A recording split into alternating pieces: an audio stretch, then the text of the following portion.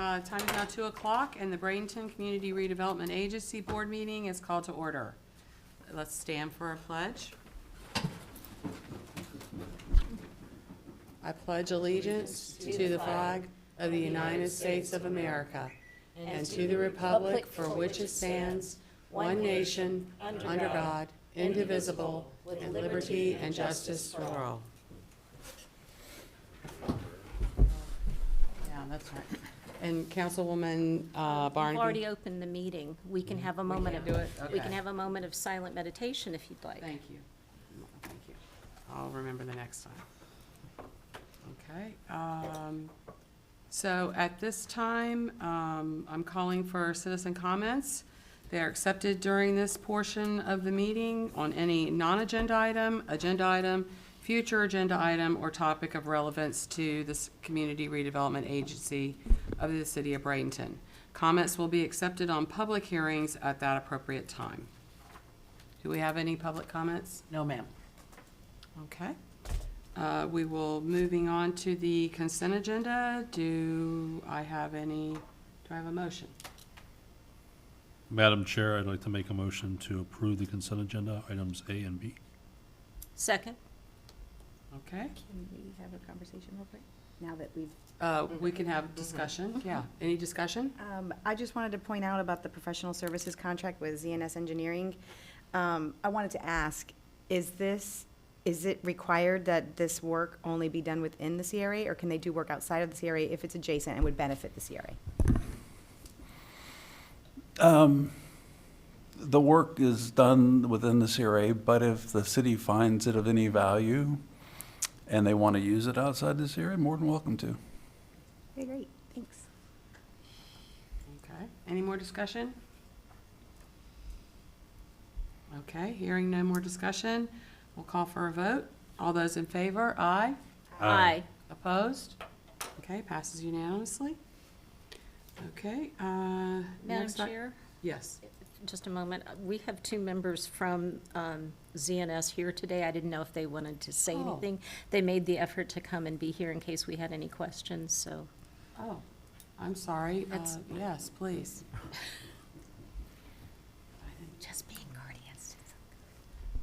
Thank you. I appreciate that. It wasn't too long of a walk, though, just coming in. And you are? I'm Jeb, Jeb Mulock from ZNS. And no, we came down just really to address any concerns or questions that might pop up. But while we're here, I'll say we're grateful for the work, and the city is our home. We're very invested in the city and proud to be a part of, a team to help y'all. So thank you. Thank you. Thank you for the indulgence. Okay. Next on the agenda is the Central CRA, the Love Park Revitalization Design Plan.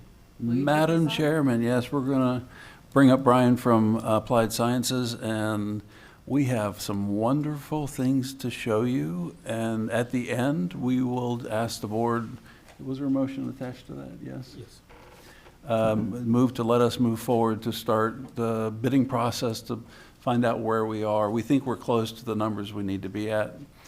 So now it's time to put our money where his mouth is. So with that being said, Brian, have at it.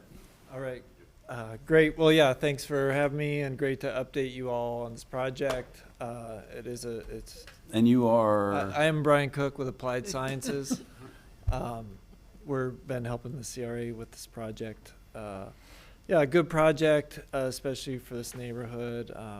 Been meeting some folks from that neighborhood, and Councilwoman Coachman and all that. So anyways, this is about Love Park. I'll briefly go over where that, just kind of introduction. If you don't recall, how do I advance the slide? Inside the drawer. Can you pull it up? There you go. Oh, okay. And just use keypad. Easy enough. All right, so Love Park near Tamiami Trail between 10th and 11th Avenue. We have the dimensions of the site. It's Yeah, we gotta No, fix that's that. not Tamiami Trail. It's 301. That's Is that 301. 301. Yes. First Street. okay. Sorry about that. But the site is about 0.78 acres in that location. As we go around the perimeter of the site, on the south side near 11th Avenue, the existing trees within the site, after it has been cleared. Let's see, so from the southwest corner of the site, just kind of giving you a sense of the different edges of the park. On the north side, the existing entrance into the park through the gate there. As we got into the design, going through some of the past outreach and goals for the project, some of the things some of the parameters we were given were playground equipment, game tables, tables in general, shade structure, bike racks, accessibility, and event space. I think one of the biggest things, biggest considerations for this park was really about security, keeping it safe, keeping it a place where the community feels safe to engage with and be in as a public space for the community. So as we were getting into that, really trying to look at the composition of the site, there's a few existing trees which limit the sight lines a little bit. And then the site kind of has, it has a core area and then the areas along the edges which are much more visible from the street. I think one of the problems with how it was before was that the core area, there was a picnic table and some other amenities, and that's where people would stay, and there were some vagrancy kind of issues there. So anyways, as we move forward with the design of the site, we made kind of a design goal of no passive uses in the core of the site, that would be active uses, and that the passive uses, seating, anything sedentary would be more on the edges of the site where there's clean line of vision and more activity and people adjacent to those areas. So with that, worked through various design options, and we had this just as an initial sketch, thinking about how to lay it out. One of the main design principles here being a central core playground area. That's that blue shaded area, a turf area on the southwest corner of the site, and a space for people to sit and watch all of this happen at the north side of the site adjacent to the street, that would also be shaded. So with that, just thought I'd go over the meetings we've held. We started out, we had a meeting with the city of Bradenton and did a design review with them. So we've talked about parking and fencing and all of that with the Bradenton city staff. Then we had a community advisory committee meeting. Got feedback from that meeting. That's where we were able to make a decision on which design option to move forward with. I was here on October 30th, presented preliminary concept to you all then. Since then, we've been busy, met with the Water Management District and as far as permitting, got that handled. We should be able to be exempt from having to do any additional stormwater permitting for the site with the way it's configured, the proposed design. Met with Sergeant Pylant, who I think is still here. There he is in the back. Got some really great feedback from the police department and went over the whole design with them as far as SEPTED principles and security.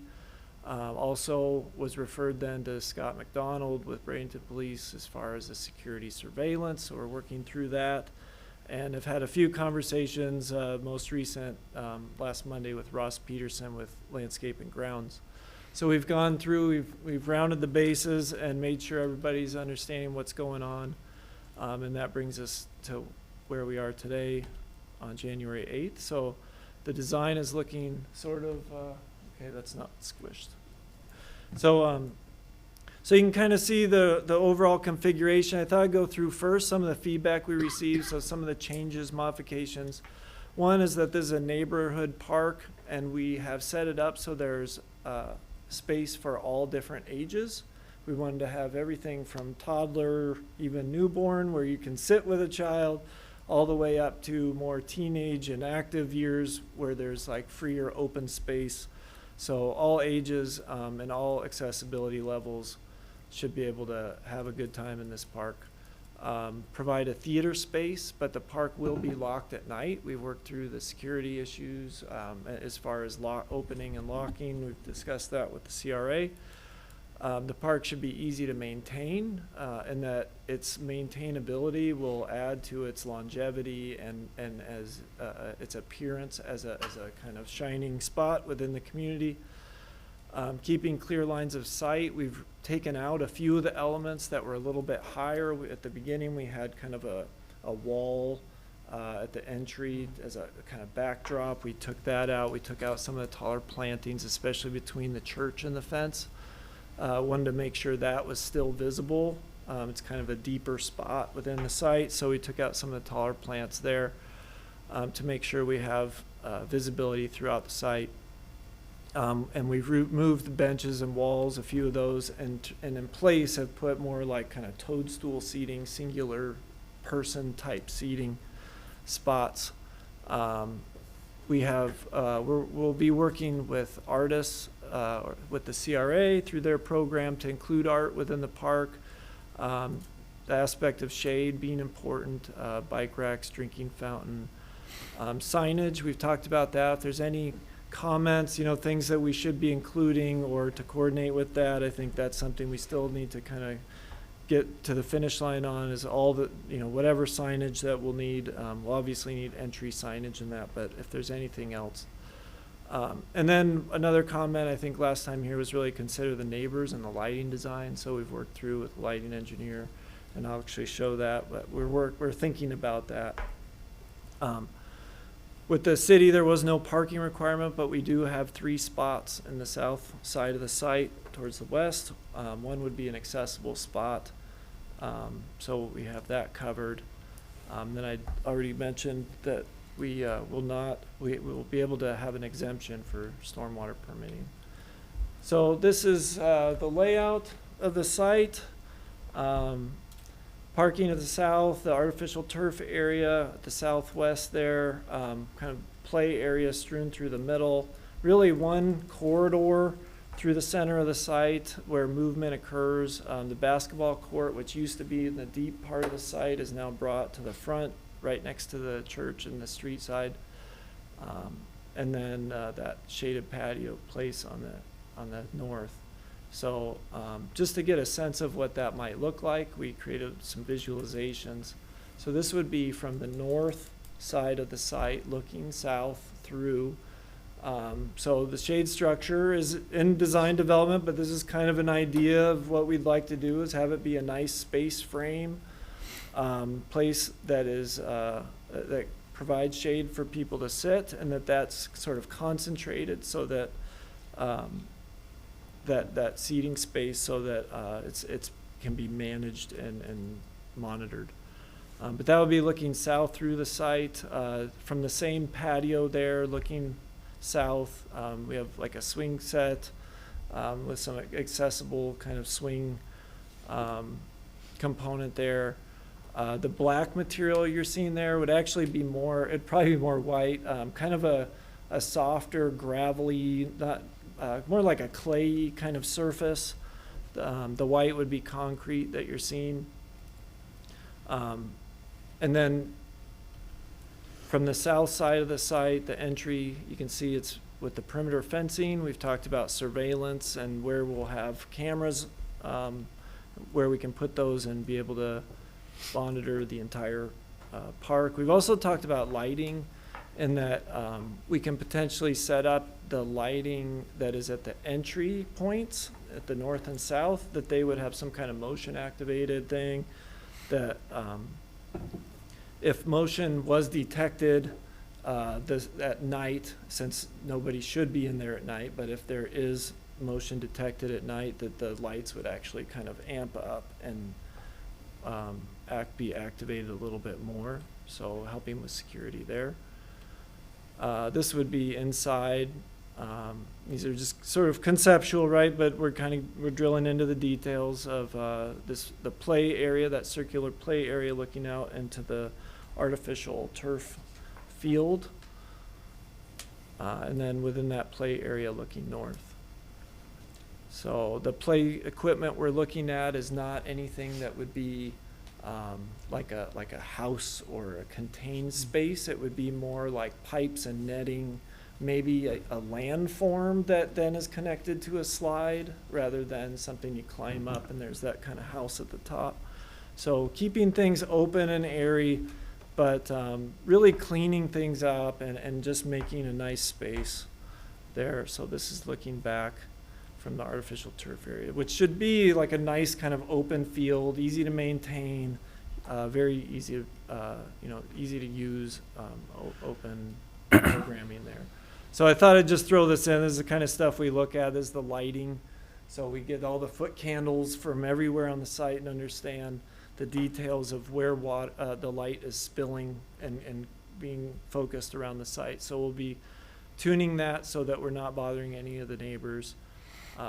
There will be new lighting, so when you're going down the street, you will see new lights as the spots, and the places under them will be lit, but the spillover should not be going into people's homes or anything like that, so be able to manage that. So as the last slide, I just thought I'd put this up there and see if there's any questions or comments. Yeah, so right now, next steps, we're trying to get the exact specifications of all the components of the site right now, working through like with the playground designers and the lighting people and just drilling those down, and we should be all done with documenting all of those decisions fairly soon so that we can put it out to bid. So.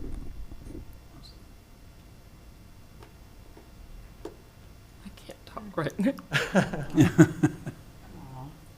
Okay, does anybody have any questions or comments? Yes. One of the things that's very important to me is that whenever we design anything for public use, has this been sent through the police department with their SEPTED program? Yes. So, yeah, Sergeant Pilon is back there, and he's reviewed it twice with me so far. But yeah, we've been working through it with him. And Super. The other thing is inclusivity, and I see that the swing set is set up to be something, but I'm wondering about the other playground equipment. I think one of the things that Mayor Brown has talked about is trying to get all of our parks in the city of Bradenton to have play equipment that can be utilized at different levels, different physical and emotional levels, to include it for children of all ages. Has that been considered with this? yes, definitely. Within the park, there are different zones that are really, I think, could be utilized by not only the different age groups. So the core center area would be more of like toddler and young child area. And then as they get older, there's with the basketball court and then the open. Well, field. let me be clear. What I'm talking about is differently abled children, Sure. children that, Yeah, and so that's what I was gonna say, is first step was to have all ages. And then in terms of abilities and access, yeah, definitely, the way it's set up with the pathway being the common thread throughout the space, very accessible, and then directly adjacent to the equipment that'll be in the middle, as well as even just like small bumps and things. Those are part of the design of the ground plane, which are something that everybody can engage. And then also, we've even put in like Florida fieldstone rocks so that there's kind of like a nature play type of thing, type of location within the park also. I think you're thinking more about wheelchairs. We don't have I like Right. was wondering about a the clay. swing. Would the clay be, Yeah, so the clay, it is ADA accessible. okay. But and so is the rubberized surface and also the artificial grass. So, yeah, I think throughout the park, almost at the pushing the boundaries of how much imperviousness we could put on the site. We definitely have a lot of structured surface that would be navigable, and then some of that is sort of playful with subtle landforms and things. So you should be able to. One more thing, looking at the schematic, I'm not gonna use the right term. The pathways, walkways and such, exactly what is that material? Concrete. It's concrete. Is it going to be dark concrete, or is it? No, well, so in Florida, our aggregate is more sandy limestone, which is lighter, so Okay, it'll be. well, the reason I ask is I know that we have had issues in the past with certain materials absorbing heat. And many times in the summer, you have kids running around and playing, and they take their shoes off, or they might not come with shoes, kind of thing. And if they're walking on black AstroTurf, Yeah. it can be a problem. Yeah, definitely. So, yeah, sorry, it's diagrammatic, I guess, in this version. So, yeah, not asphalt, Okay, I appreciate that. yeah. I'm sorry, I'm a tough love person, so if they step on it and it's too hot, wear your shoes. I'm sorry. But I do realize in the image, it's shown as black, Black. which is more diagrammatic, so. that- I understand you're trying to help us discern exactly where these pathways and things are gonna be, but one of the problems that we had in a park in my neighborhood was the artificial surface, with the direct sunlight, as much as it got, could get very, very hot. Yeah, So, just food for thought. yeah. Florida. Yes. I was really concerned about, like the walkway area where you have the concrete. I was really concerned about, the availability for smaller children who ride their bikes and tricycles and so forth, to have something that, they could ride on instead of in the street. And I'm guessing that that's wide enough that there could be some bikes and tricycles and people walking. Yeah, definitely. So, that walkway, I think, is between, because it kind of shapes down, I think it's between 8 and 12 feet or so. So it's fairly wide. It's not like a 4 or 5 feet. It's a little bit wider. Well, So that entryway should be wider. I think that's one of the other reasons for some of the more open space, like where it's called lime rock screenings, and it's where like the swing is shown. That area would be a little bit open with those lime rock screenings, and so it's kind of an open space. It's like a hard path. It's almost like what people use for a jogging path. And so that kind of space provides an area for more open play, or if you were on a tricycle, you could kind of go between the patio space and out in front of there.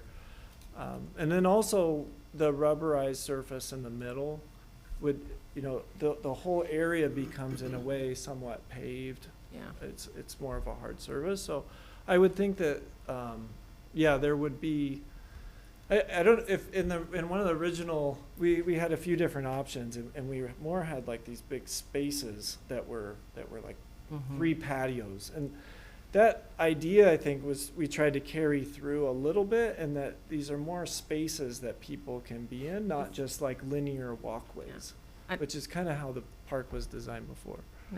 No, I really like that. And the little girls that I watch riding their bikes on a very narrow sidewalk, they can ride. So they will love these turns and curves and Yeah. change of, surfaces. They'll like that. Wow. Also around the perimeter of the site, there will be sidewalks now, which there is not currently on the On the southwest outside? side. Oh, yeah, they really need help, yeah.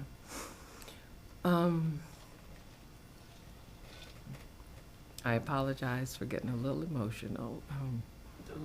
It's kind of important. Anybody else? I'm sorry.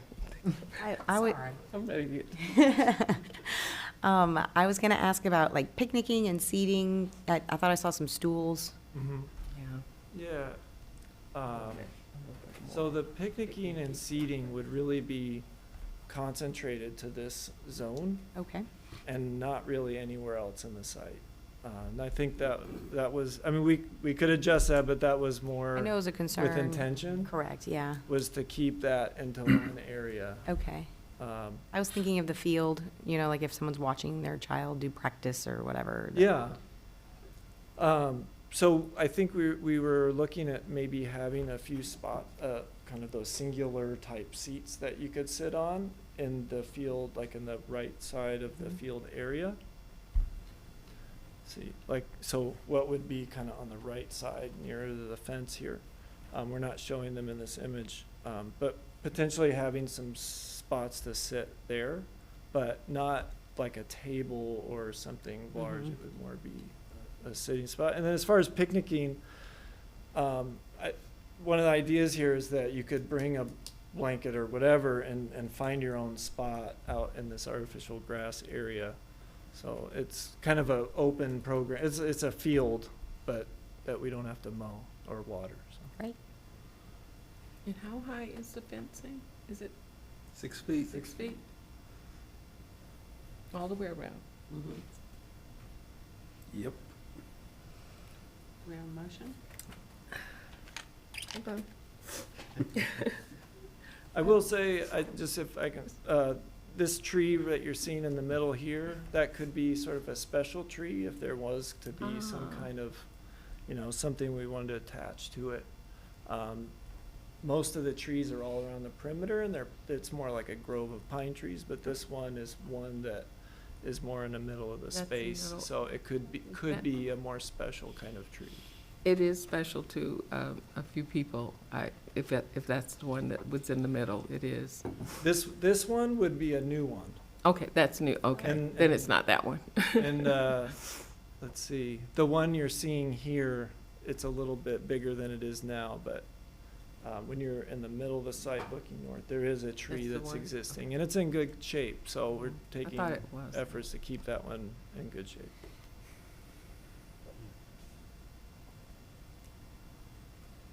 Madam Okay. Chair? Yes. Move to approve the plan and direct staff to proceed to the construction bid process with the city purchasing department. Second. Okay, I have a first and a second. All in favor, aye. Aye.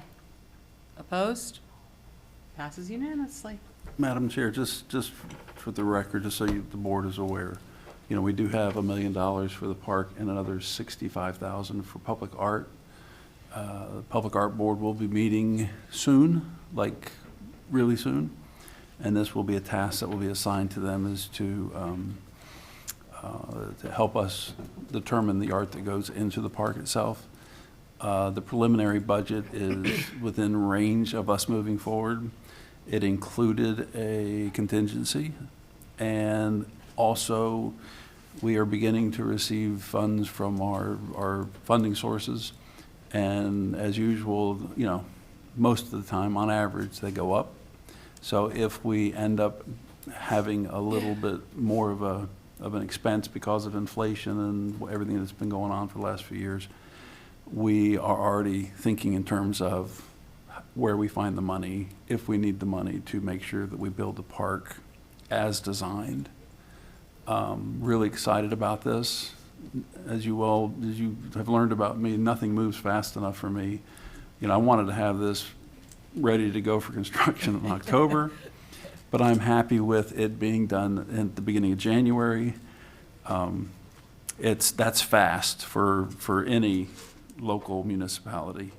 So we are very excited. We are taking it back to the Central CRA just to keep them informed. So we've had a lot of meetings, and Applied Sciences has focused on this intently, priority-wise. So we're really excited and the PD and everybody at the city has been involved also. So this is the way we want it done, and we want to do it right.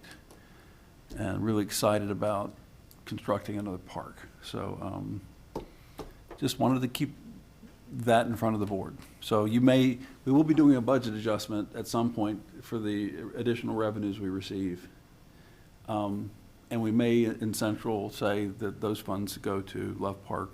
It depends on the numbers, so we're heading that direction. Thank you for the vote. Okay, Thank you. next item on the agenda is other discussion and new business. Dr. Dr. Burton. Yes, ma'am. Just so you know, I had a meeting with the developer at the Minnie Lee Rogers site and received back the SIP comments from the city. And they're a little different than what we had proposed, but we just want to let you know that we're going to go ahead and tell that the developer asked, is it okay with the CRA if we follow the city's recommendations? And of course, before I responded to him, I wanted to let you know that we were going to respond, yes, we want you to move forward. We want the projects to begin on that site. We have the first development site ready to go. Why aren't we already under construction? Move, move, move. That's my response. So I just want to let you know that's how I'll be responding. And then we will move to the back site and get that going. But we got to start somewhere. And this also includes the water line funding that the developer has agreed to fund. We want that to begin as soon as possible too. That'll benefit the whole community. We're meeting with Tamiami coming up very soon, almost as soon as, actually Friday. Right. Yeah, and so one of the topics of discussion is Brian is sitting right there, is we're working with purchasing to bring applied sciences in to do a little study for us with Tamiami to determine the community's best desired use for the green property, to bring to the advisory committee for recommendation, and then to the board, and then to move forward. And we have a number of different ideas, but we want it vetted through the community so that the board feels comfortable knowing that's what the community wants. We will be moving that as fast as we possibly can, as fast as we can. And again, thanks to the Bradenton PD, they actually had an article out the other day about their new program where they can connect to private cameras. I really wish they would have included in it that the CRA was funding grants for it. Whenever we fund stuff, we like to have our names attached to it. I know it's about the Bradenton PD, Marcia, but, you know,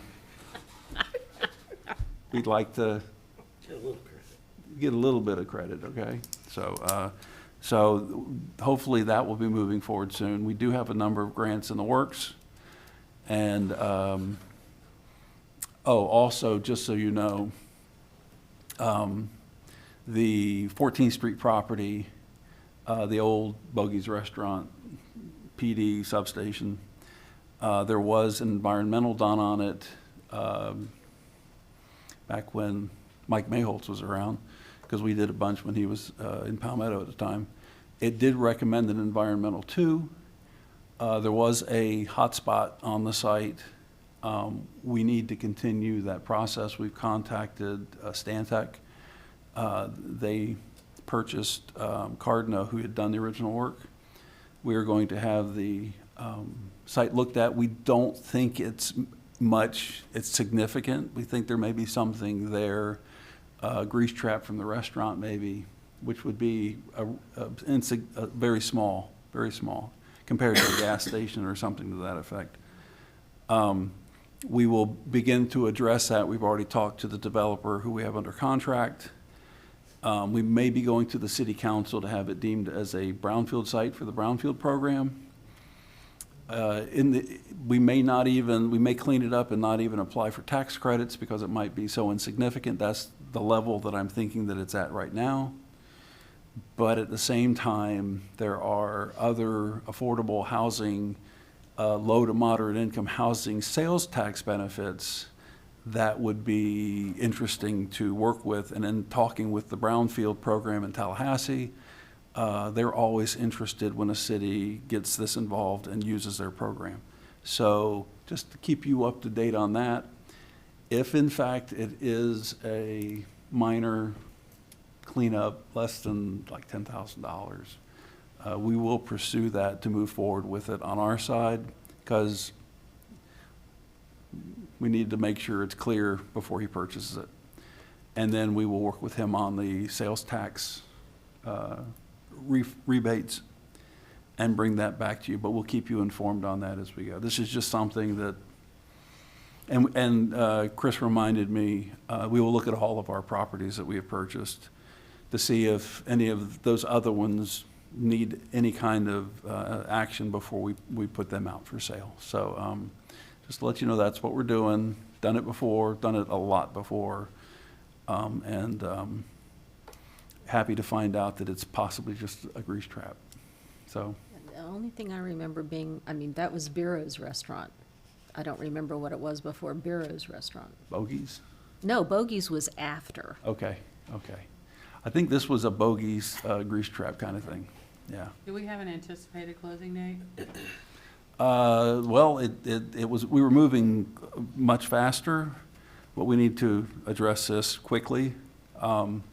Chris, did we have an idea when he was thinking? Well, the closing date, there is a long period of time for the closing date because he has to go through the process of going through permitting and all that kind of stuff as well. So he wanted to have enough time to be able to do it correctly. So based on the contract, after some of that time, he has about a year to close on that property. So that's where we are with that. And just wanted to give you an update on that. Again, keep the board informed. First job. Other than that, also met with our marketing analyst, Randy Iaboni, and I am expecting to have contracts from him to give to Mr. Rudisell for each of the CRA areas, for him to do an analysis of that. And again, this is an analysis that gives you an idea of what the market in those areas can hold. So what, and again, when he comes in asking questions of him like, will this hold a grocery store? Is a fair question. But just remember, he is a business kind of minded guy, and he's not very political, so he might tell you, matter-of-factly, nope, you can't have one. And then you can ask him why. And but he is very, very, very good at his job. And I think you will be really excited to hear what he has to say. It'll give you a really clear picture, because I've heard the city council talk, and there's a lot of why questions. Why can't we have this? Why can't we have that? And he's the kind of guy that can help answer those questions and help you understand what's going on. Councilwoman Moore? So will we have an opportunity to talk with him as he's doing his work? As he's doing these reports and he gets the preliminary data in, we can, if you would like to meet with him individually, we can set those meetings up. And that way you can ask the questions that are most important to you individually in your areas or in certain areas of the CRAs. And then he will do a presentation in front of the CRA board. So that will give you an opportunity to talk to him one-on-one. I would like to include in the scope of his work, I don't want to just hear, oh, this can't happen here. I want to hear, if you want this, this is what you have to do. Yeah, he will give you those kinds of parameters, and what the companies you're looking for are looking for. One of the board mentioned the fact that you can't have a Pier 1 if it's within a certain area of another type of business. That's a Randy Iaboni special. I mean, I remember him saying that, and we all kind of took notice of that, because it really amazing to think about what goes into the decision to move a business into an area and what they're looking for. So have your uses that you are interested in, and be prepared to hear, and you will also hear him talk about tapestry data. Tapestry data is a form of data from the census, and it breaks the census data into groups of ages, different types of demographics, incomes, things like that. He'll talk about outdoor boomers and, people who are of a certain age that like to have outdoor activities, and he will tell you in this area, this is what you have, and in this area, and it breaks it down pretty tight. So you actually can see, to give you an idea, I worked in a city that he did a study on, and just in our conversation, guess what the most favorite restaurant in that city is? And I went through 3 different restaurants in that city, and I was wrong every time, and it ended up being a restaurant in a different city. And I think it was because of the coupons that were in the mailers that people took and went over there. So that's the kind of information you can expect. It's very eye-opening. Every city should do this. It will reduce those questions that the city council has that can't be answered because you need a specialist like this. So as soon as I get the numbers in, if it's less than $10,000, I'm going to go ahead and move forward because that's the purchasing policy of the city, and have them begin the process so we can get this to you as soon as possible. It'll also be very helpful when you do your economic development plan. This kind of information, it's just data-driven decision-making. Good stuff, what you want. No assumptions, so. Looking forward to that. Do we have any more information, or if it's completed, on the percentage or numbers of homesteaded versus rental properties in a given area? I'll be happy to. The city has a contract with a young man, he's not young anymore, that I used to work with, In my meetings? Zach Schwartz, that we can use their contract. And I do believe that Zach can do an analysis of the CRAs and homestead exemptions and residential in general to give you an idea of who owns, who doesn't own, percentage-wise. So if you would like that, I'll be happy to have him do that. And if he's going to be in the area, I can have him present it, or he can do it virtually too, because he's in Tallahassee. But he's really good at that. I apologize, I think I was mixing meetings just now. We can do it for the CRA. He can do it for the city in general if you want, but the city would need to pay for that. I hope Lance is listening. I saw- Councilwoman Barnaby? Are you finished? I'm done. You're sure? I think so. You never know with me. That's why I'm asking. Smart woman. Madam Chair and Board, I am in receipt of an email from someone with the Village of the Arts, and it was kind of a very unhappy, almost borderline scathing email about that the city needs to be doing more, and we haven't done this, and what about that, and the other thing, and I'm aware, as I'm sure you are, we've been sitting here waiting to get information back from the Village of the Arts for what could be done at the former Green properties, the property that is now, for all intents and purposes, a default parking lot, which I really don't like because of the fact that it hasn't been designed as such. It's not lit appropriately to my standards, being an older lady. Just a whole host of things with it. So I would like, perhaps, let me just put this out this time, and at our next meeting, here's what I'm looking for. And I really want your input on it. I would like to see the appropriate use of that site.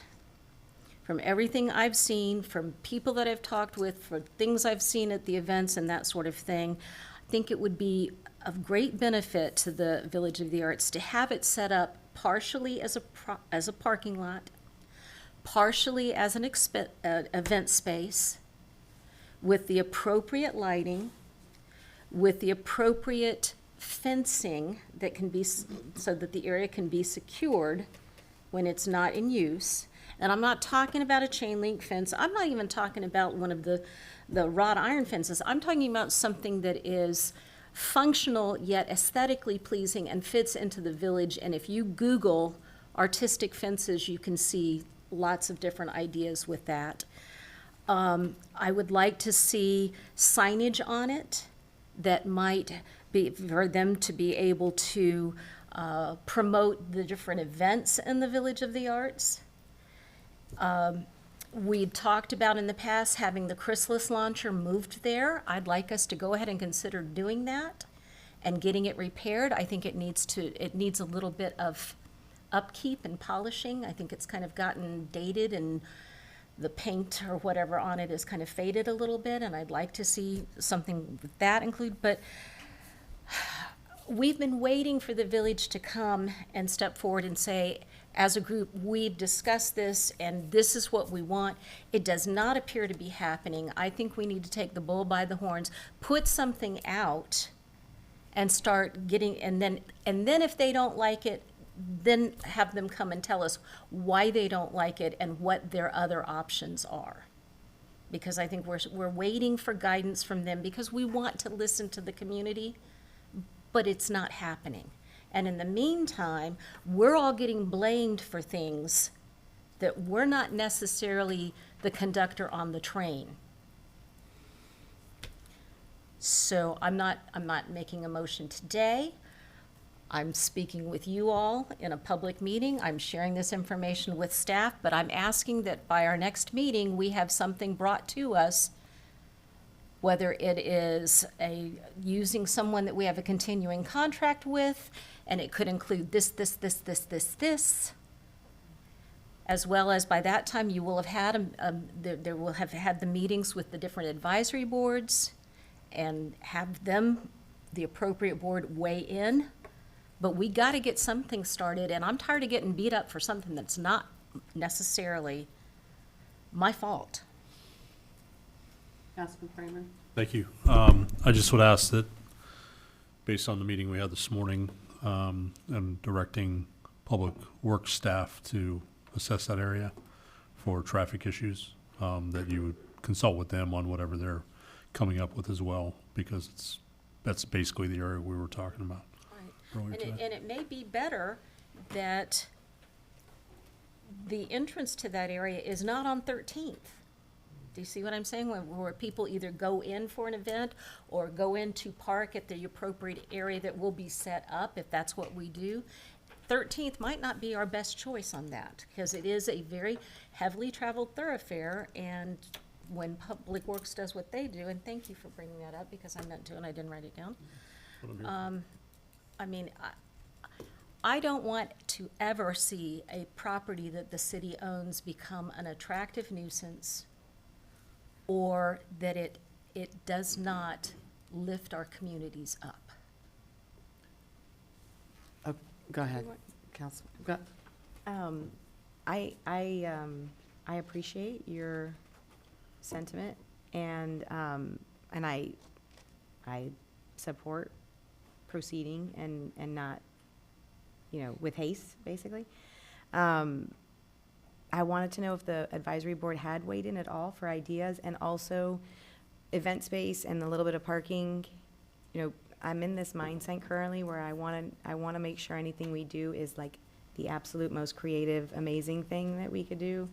So I know we've kicked around event space and parking, but are you married to that idea? And I'm actually just asking, I don't have a better one. I'm just saying, like, have we like really, I like this conversation. Whenever you say a parking lot, people think we're talking about putting a asphalt down and that's gonna be it, and that's not what I want to portray.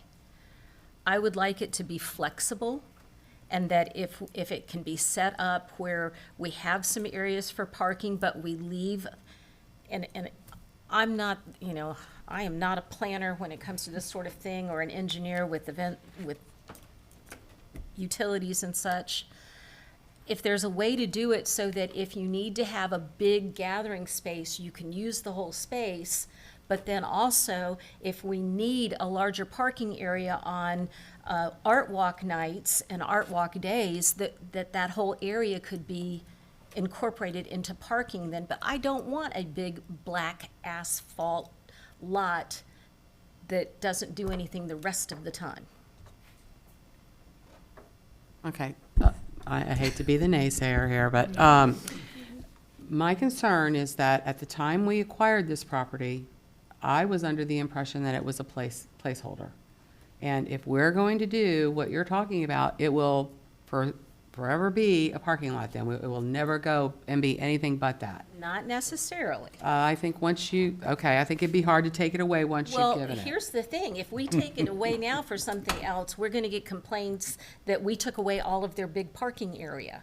So that's why I'm trying to marry the two ideas, but also have it done that if the greatest best use comes forward, let's say I don't know, some world-famous artist wants to make their headquarters in the Village of the Art in Bradenton, and they want this particular space, and they're going to bring all of the art world with them when they come, and we can prove that it's going to benefit not only the Village of the Arts, but the entire community.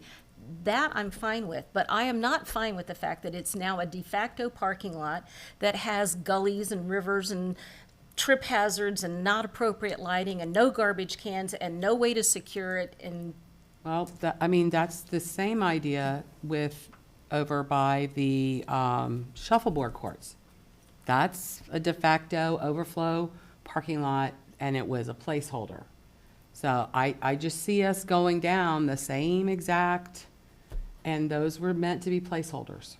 And so I'm But that was- concerned about spending so much money to do, extensive we're work on gonna this. spend a lot more money in liability if somebody falls and gets hurt there. Some grandma gets her skull cracked. Board Member Kramer and I also, Go ahead. okay. I appreciate what you're saying as well. But I like where Board Member Barnaby is going with this. And I am curious, something I think about a lot is placemaking. So something that could be undone easily, but in the meantime, you're training people to go there for a reason. I have a feeling, I don't have data to back this up, but that it would eventually increase the value and make other people think, okay, people are coming here all the time, what else can I do with it? Just a thought, one of the things when I go down the path of placemaking, a food hall of sorts comes to mind. I don't know about zoning or whatnot. Food hall. What's You a ever been food Dr. hall? Burton is laughing at me. Have you ever been to Well, Faneuil Hall in Philadelphia? yeah, maybe without the structure. Or have you been to, where's the, what's the place in Tampa?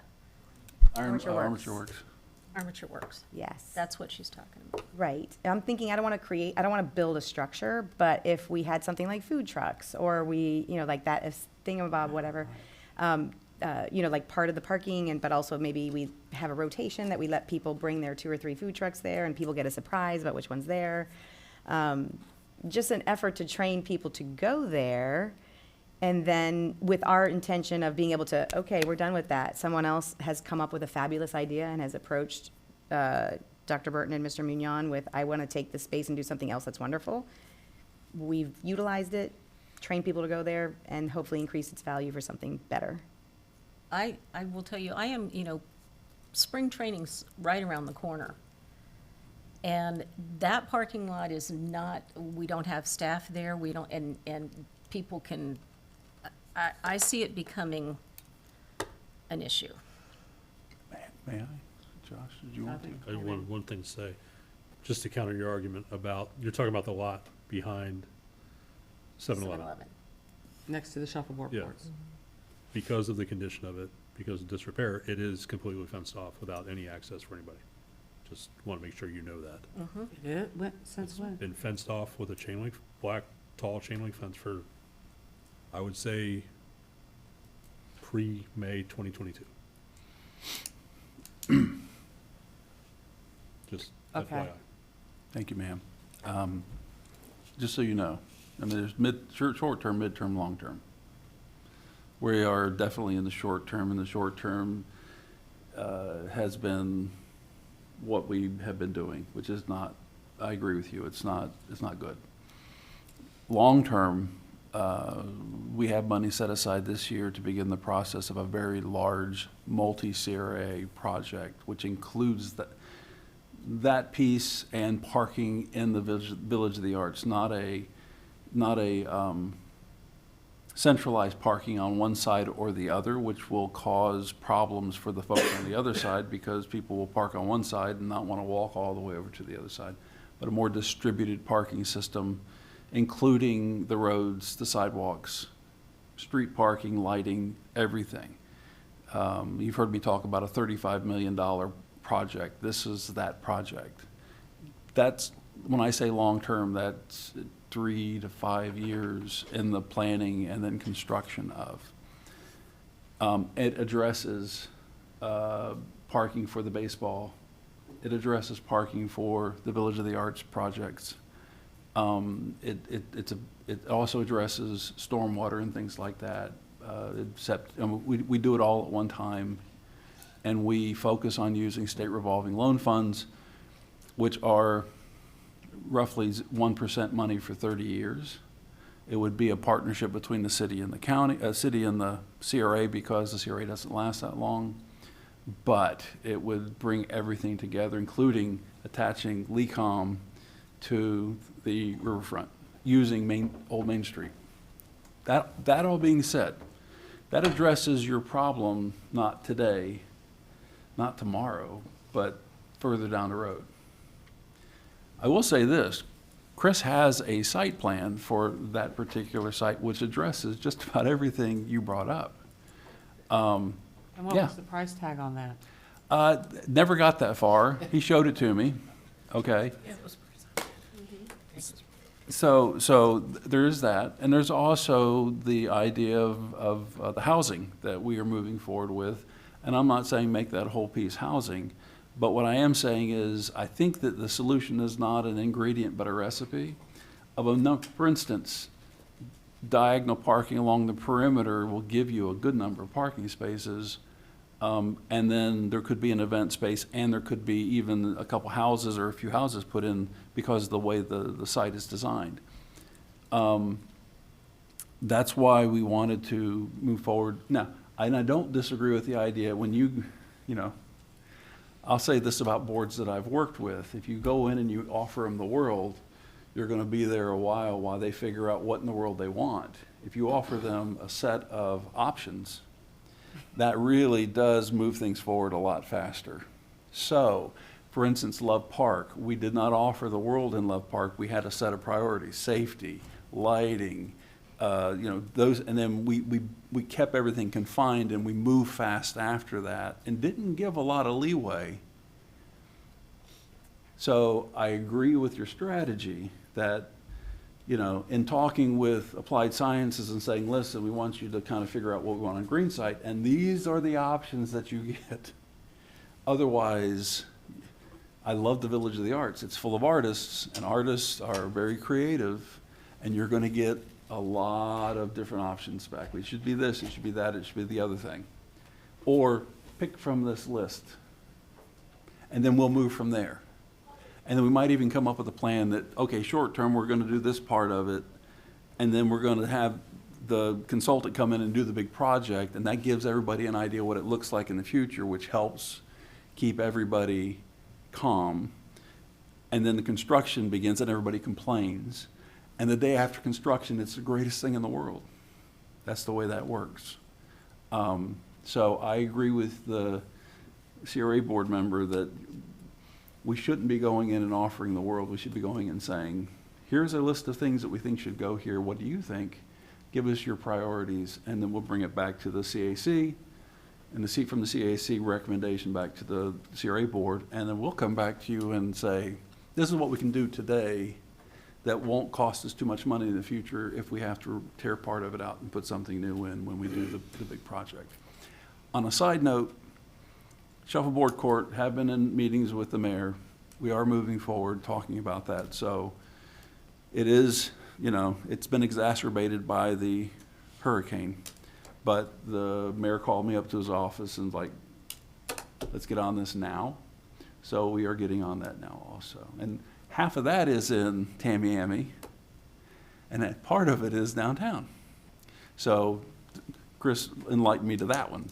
So we will move forward with our consultant. We will put together a list of, and I wrote them down, and then we will have the consultant use that as a priority list to go out to the community and say, here's what we think should go there, what do you think? And keep them within that parameter. That way, we keep it manageable, which moves it faster. Fencing is expensive. If you want a fence, we can do a fence, but you're probably looking $40,000 to $50,000 for the kind of fence the city will require us to put there. We could do a hedge. Maintaining it will be interesting, but we could do a hedge, and those plants possibly could be used later, you know, once we're moving forward with something else. Plus, a hedge is a hedge. You know, cars can run over hedges if they want to. So, but if you want to do that, we could do that to help. If you want lighting, we have looked at doing lighting. I think the people we talked to about doing lighting kind of went overboard with the lighting. I don't think it takes a lot of what we were being told we needed, $40,000, $50,000 for lighting. We can come back with some of those temporary things for you also, if that would help. Can I put something on the Elmo? Sure. If someone can show me how to do that, because I don't do technology. That would be you. That would be me.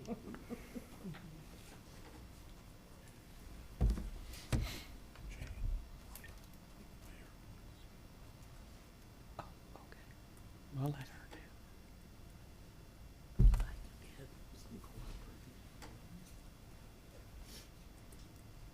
And again, this is just a quick Google search right now. Dark Google search. Make it brighter. Your screen brighter.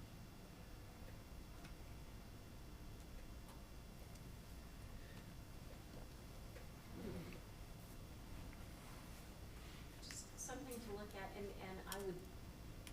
we want something creative, artistic, that lifts up the neighborhood, as well as can we get it done and designed in such a way that if it needs to go away, we can take it and use it someplace else. But I just wanted to, I Googled that very quickly, just to show, I'm not talking about a chain link fence. I'm sorry, I'm not doing Yeah. Well, and also the mayor would like to make a comment. Just showing different things that can be done. Oh, that looks, I like that. Can you go drop down the one, to the left? It's my left. Yep, that one. What is that? I love that. Yes, and it could be like a community garden, but the wall. And again, it brings people there. And they can maintain it. Yeah. Until we want to take it down, and then we have to deal with Putting it somewhere else. what happens. There's lots of things that can be done and done creatively.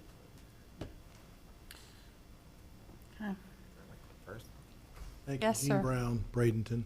Address. Bradenton. Thank you for identifying yourself. Yes. In this email that came to Miss Barnaby, there was several innuendos about people that have tried to reach out to me that just are not factual. Because I think most people in our community know that if you reach out to me, I call you back. And what we've got to do is, in being involved in, obviously, the cleanup through the Village of the Arts that we did, being involved with several of the residents lately, there's 28 different opinions right now.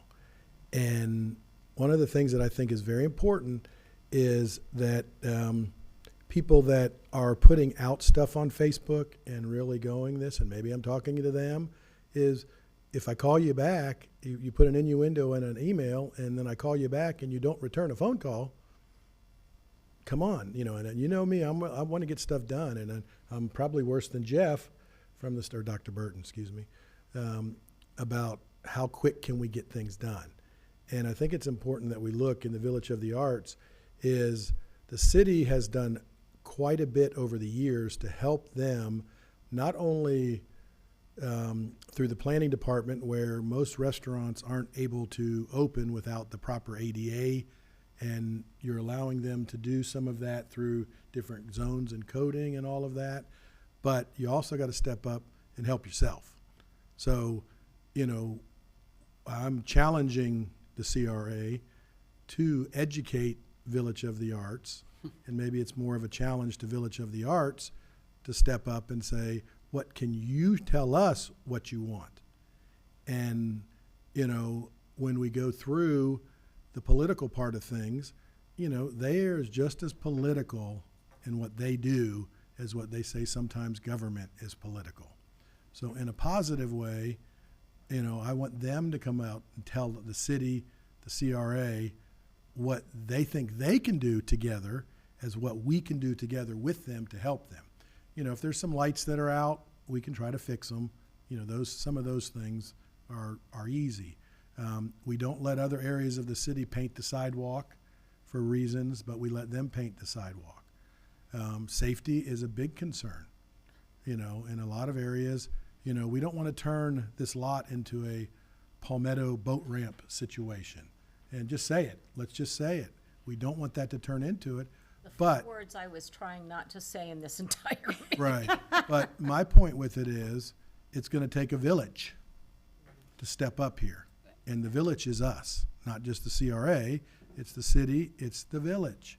And this site, from the get-go, Right. I mean, with the whole removing the tree that had the fence growing through the middle of it, we've had to deal with misinformation and just been beat up no matter what we did. And that's, Well, and I just challenge the person that sent the email to Ms. Barnaby to reach out to us.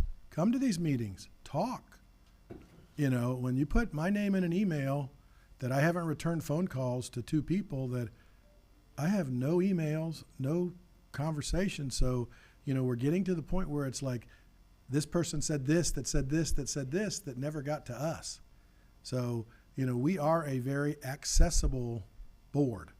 We are a very boots on the ground board and city council, and that's going to continue as far as, you know, as long as I'm involved. And I mean, I probably don't go a day or two without driving through the village, not for traffic issues, but because I want to drive through there and see if there's anything else we can do to help. And when that property was purchased several years ago and done what was done, shame on us for allowing it to sit. And again, shame on them for not coming up with a plan. But if we do nothing, that's worse than doing something and changing it later or regrouping. And that's where I think we're at. well, the only thing I'll say to that is that, you know, doing something just to do something, I mean, the whole idea of placemaking is to hold it until we get to that point where we can do. I mean, perfect example is what we just did, and now we've got the Met there. That property sat vacant, overflow parking for baseball for how many years until we got the right project in there. So I don't want to just do something and then sacrifice something that would be so much better later down. I don't know, but that's my idea of placemaking. But you are doing something by allowing it to be a parking lot with a sign on it that says CRA parking and City of Bradenton parking at your own risk. So we are doing something in reality. And I'm not criticizing them because we're just as much part of it. Last year, how much money did we spend? 1 year ago now, how much money did we spend to put up a construction barrier that after a month looked terrible? And here we are 12 months later, back to spring training parking. And you know people are going to park there because it's free unless we do something or to block it off. You know, if we're going to do that, we might as well put somebody out there and charge to park and make some money during spring training parking. You know, and that will help pay for that fence. You know, and again, I think if we do any type of fencing, there's my opinion, after being out boots on the ground for a while there, you cannot put up any type of fence that is blocking the view of that parking lot. What's It's going gotta on be, and you inside. hate chain link, you hate, the aluminum now, not iron, but at least you'd be able to see through it, because I'll bet you if you get our police officers involved, they're gonna say, don't put up anything that is complete blockage in there, because we know what happens to that. And we know the difference between the North Village and the South Village, and that's the border of that. And I think cleaning that we've done, we've seen, it's opened my eyes to a lot more of what we have there. And I'm just gonna be blunt, we have about 240 pieces of property in there in the North and South Village. And you've got probably about 70, maybe, that are being used as a Village of the Arts type properties. What have we done to make the others better? Well, I do, oh, go ahead. No, oh, I didn't mean to interrupt you. The only thing I was going to say is I do feel like we might be a little bit ahead of the curve too, because I think what we're planning to do with City Park, it'll naturally come out. So I Well, I like agree the with idea that, of but- placeholding it, but I just, Years ago, I had a person tell me this, and I want this on the record, that our village has failed, Sarasota Village has succeeded. And so I said, well, okay, so I drove down to Sarasota's Village of the Arts, and it looks pretty nice. But it's 38, 42 pieces of property in the little circle. So when you only have 40, it's a little easier. We have 200 plus. And we've, there's completely, are you talking about Toll's Court or which one? it was off of Fruitville to the north, off of, Rosemary? I know one of them it's very closed. tiny. It's There's only about different 40 ones. There's properties. different ones. And I drove it and I talked to some of the people there, and they're consistently open too. Ours isn't consistent, and so, I challenge the Village of the Art people, which I've become friends with quite a few of them lately, and so they're a lot younger than they used to be, and, I challenge them to come up with some things to make it better, because the city can't make the Village of the Arts. We can give them help with lighting, sidewalk, things, but that would be a whole nother department we'd have to create, and that's what they do. That's what their guild does. That's what their group does. They've got to come together. And you got some of the younger people and some of those businesses that are wanting to do it, and I hope they can, get together. If we need to hold the meeting, have a place for them to have a meeting, have them, but they've got to work together and not put out the innuendos that are in some of it. And the other thing is the Village is not the only neighborhood in the city that has had an issue since the hurricanes with street lighting. There's several streets in my neighborhoods, there's several streets down in my ward, down by Cortez. I mean, Ms. Moore's got it's a serious problem. And I know that some of the supplies and things are back ordered. And then the other problem is, it's not just going and replacing a light bulb that normally might take one of our crews 1 to 2 hours to do.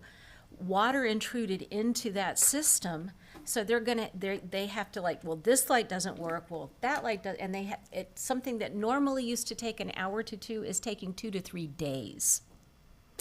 So my only point is, we need to challenge the Village of the Arts group to come together. And in all of the political times over the last several years, we've seen it, and talking to them and really being boots on the ground over the last several months, talking to many of them.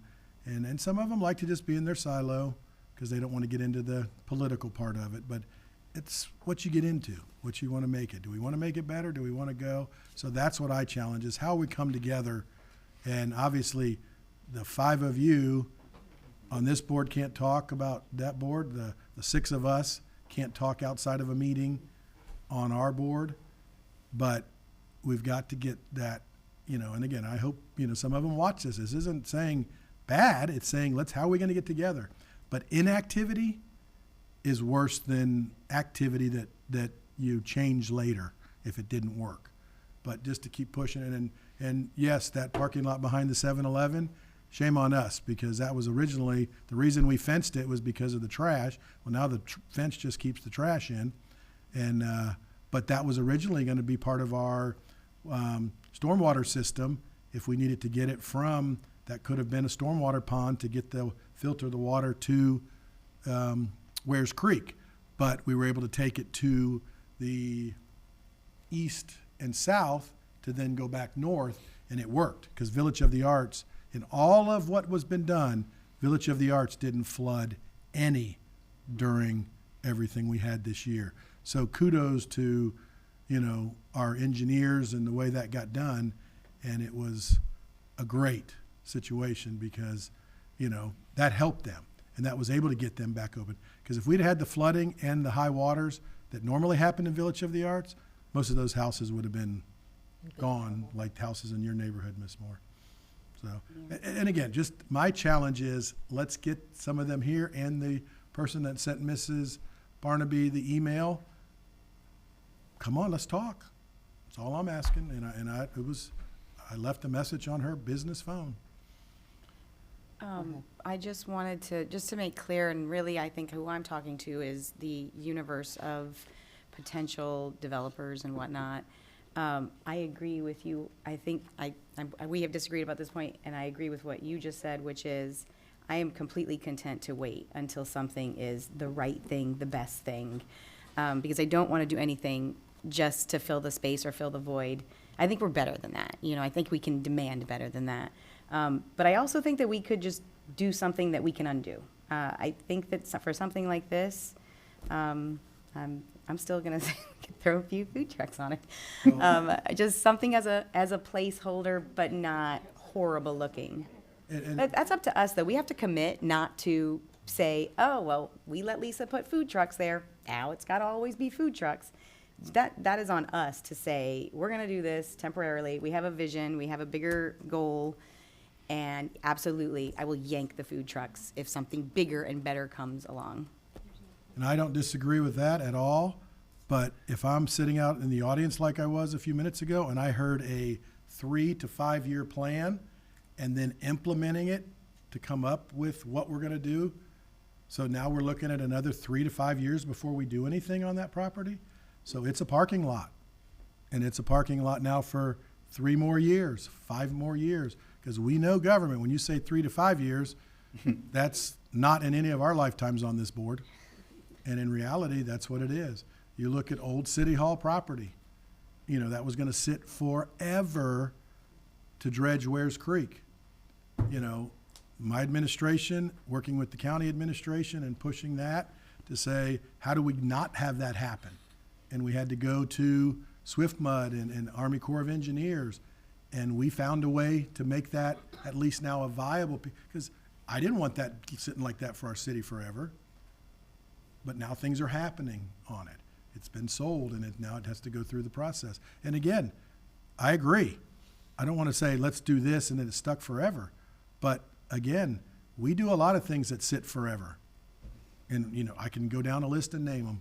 And it's sad because, most of us now, 4 years, us 3 in the 4 positions, and 2 years, and 6 to 20, depending on what you're doing. But it's, again, because it can take a long time. But what are you going to do in the interim to make it happen? And while still being safe, because we don't want somebody getting hit. But this email, it's public record. So I think you ought to share it. And I've asked to Right. have. I think you I've ought to share asked it to have because be it puts a shared with lot, you all. it puts a lot in, and really is not in the, I've never seen her down here asking us questions, but it's blaming. So do we want to blame or do we want to figure out? And again, I'll say it to anybody. We can differ politically, but are we going to try to move things forward? And I know you, Mrs. Moore, want things quicker, but then also some of the things that happen are. Is my 3 minutes up yet? I was being respectful. I was thinking, Is my 3 minutes up yet? So, but we can. Yeah, you should have buzzed it. But you can. But again, I think this is so important to our city through the CRA, which obviously, we're the same in that part of it. But how do we make it better? And how do we get something Because right now, we're getting blamed for doing nothing. And from some, and others no. But, and again, it was all about numbers and how they've failed. You know, it basically says the city failed them because we're not bringing people there for their weekend art walks and their different things. We can't do that. They've got to do it. They've got to promote themselves. They've got to work together.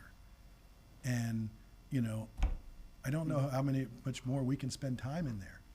You know, but we got them back opened for the major events after 2 major storms. And that was the most important thing I think our city did. Downtown and that to get open while spreading it out, because you couldn't live in your house, but if you could go to dinner and somewhere to be, it gave you a little sense of normalcy. Absolutely. And that was important. So, all right, thank you.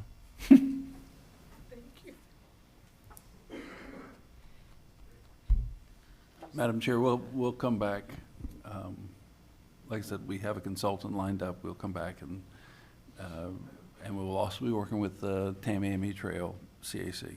So that being said, the only last thing was that. You said you were done. Are you not done? No, I said, you said you were done. Well, I was done. This is. that too. You heard that too? Congratulations to the CRA board members who happen to be city council members who are reelected. And sitting there the other day on the Monday at the swearing in, I reminisced about when I was sworn in a long time ago, over 30 years ago, to a seat. And I remembered one day of swearing in, 3 years and 364 days of swearing at.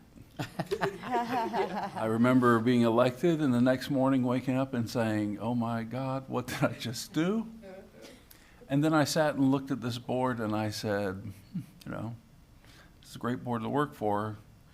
And Mary Ann Barnaby, if she runs again, will be a member of the Five Timers Club. Okay, now I'm gonna cut your mic. So congratulations. I had the pleasure of telling somebody today that this has been the most fun I've had redeveloping out of all the places I've worked, because it's just the city wants to redevelop and they want to do. I mean, look what you're talking about. You're frustrated because it's not moving fast enough. And remember, we're doing it with the staff of 4 and a bunch of consultants, and we will continue to do that. So that's why you're going to see more consultants. Thank you, Margaret, for being a consultant. I'm done. You're welcome. Was Miss Barnaby finished?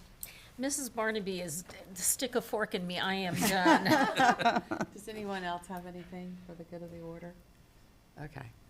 I had just one question. I know you said that the public art meeting, the public art board was going to be meeting. Yes. And I'd love to know, you know, just a status on our project over at Mineral Springs. We will get you, we'll bring John Toddy, and he's been, thank God for John Toddy, he's been working on that. Chris, did you have anything you want to say about that? I'll just say that I am setting up a meeting with Ronaldo and John Toddy to kind of go over new timelines and things like that. They're looking at moving the art piece because it's going to be less expensive to move it, because they're going to have to rip up sidewalk and go in deep with footers and things like that. So they're looking at adjusting the location of it as well. So at the next meeting, I'll be able to give you a better update. Okay, right. And did I remember that Freebie was coming in? Do we have a new contract? And Thanks for remembering that. Yeah. Chris, well, I asked you if there was anything else. Chris met with Freebie this week, and you want to give him a little update on that? Yeah, so Freebie will be coming in February to give you, it's like a 1-year anniversary. We do have, there's options on the contract already, so we don't have to renew the contract. So they'll be coming in, giving the analytics and things like that we talked about. We also talked about the partnership with Palmetto, and we're still working on how that's going to, you know, best work. But yes, they'll be coming in, and we'll have some more information on the next meeting for you as well. great. Okay, anything else? Okay, I guess we're adjourned. Oh, well, the attorney wants to weigh in on anything? No. We're perfect. Okay, we're adjourned.